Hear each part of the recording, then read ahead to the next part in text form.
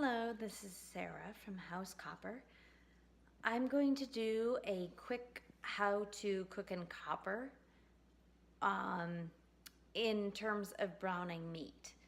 And this is a topic that is not often discussed in terms of cookware, but tin line copper cookware, particularly copper cookware in general, is not great for searing meat, but it's wonderful for browning meat because you have extreme control over the central temperature of especially the ground meat. So I'm going to show you how to brown meat in tin line copper.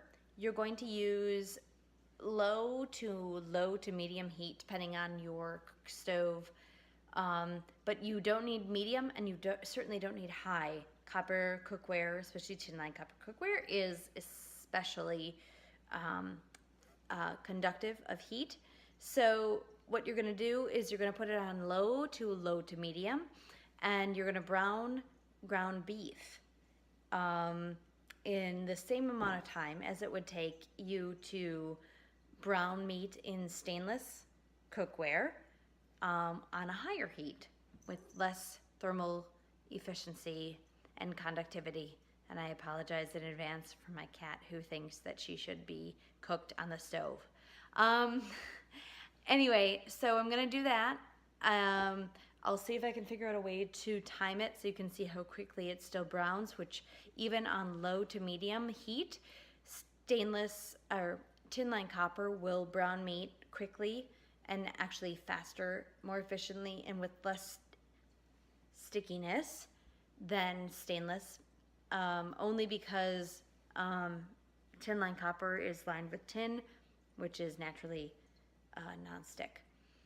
All right, here we go. Okay, so here is Brooklyn Copper Cookware's Run Dough Pan.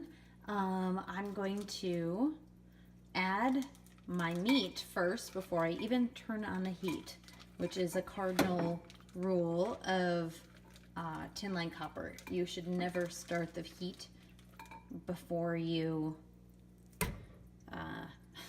put in the food. So this is some beef that we actually buy a portion of a cow from a local meat market. Yes, my hands are clean. I do a lot with my hands, so I make sure that they're washed as much as possible from the shop before I get ready because I like to pretend I'm old school. Okay, so I am doing this because my point is to have the base of my copper pot to be as covered as possible with food.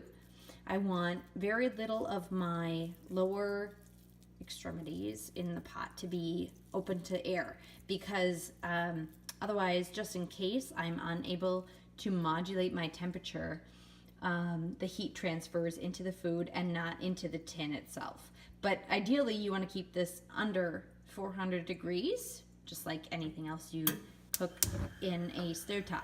I'm going to show you that I am going to put this on low. So this part is extra low. Everything after this line is low, medium, and high. Low is all you need for tin line copper cookware before it's going to start to brown, and the same amount of time as stainless cookware with more heat. So stainless cookware, more heat, longer time. Tin line copper cookware, less heat and less time for the same results. So here we go, and what I'm going to do is I'm going to have a timer go and I'll show you the end results before it is browned. Okay, it has been about 6 minutes and 30 seconds, and all of the meat, it's about 1.5 pounds of ground beef is completely browned. If you will recall, I did not put any oil or butter into the pan, so everything is its own juices and the nonstick properties of the tin that you're going to see in the pan. I'm going to add the ingredients necessary to make this into barbecue, which is nothing other than cream or chicken gumbo soup, which you can buy canned Campbell's makes it. And also ketchup and barbecue to taste. And that's it. It's super easy to make beef barbecue to put on buns, and also it freezes wonderfully. But this is it. This is all it takes. It's not super precious. How to cook in copper, and here we go. All right, it's been roughly a little over 7 minutes now because I had to talk. This is almost completely browned. As you can see, no butter, no oil. It is 100% non-stick in this tin-lined copper cookware.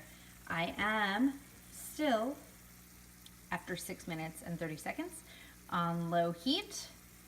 I think you can hear it simmer. If you want, you can drain this. We happen to use a pretty lean beef, so there's very little extra fat boiling.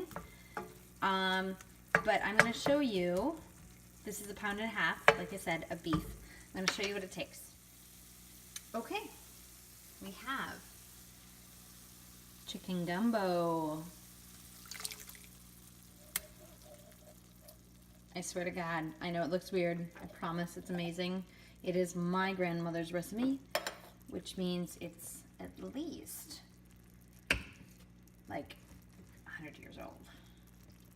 Ketchup. Yay, ketchup. Oh, look, that looks good. This is why anyone who asks me, I say I'm not a chef, because I learned how to make food without actual measurements, which makes for easy and yet weird explanations. All right, the next ingredient and the last ingredient is nothing but barbecue sauce, whatever you happen to have on hand. Clearly not handmade, made from a bottle. I go roughly about the same amount of ketchup as I do barbecue sauce.